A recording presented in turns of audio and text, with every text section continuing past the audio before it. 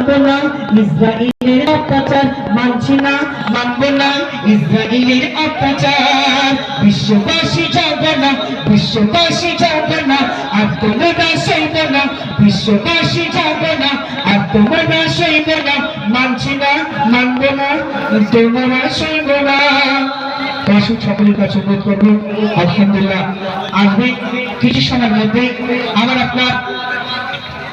আপনার গাইডের বাড়ি আলহামদুলিল্লাহ এখনই তফসির নিয়ে আসবে বাংলার যুব সমাজের যিনি আইকন আলহামদুলিল্লাহ। সকলের কাছে অনুরোধ করবো আপনার ছেড়ে ছুটি না থেকে এই পবিত্র মাহফিলে এটা তো বিজমিটা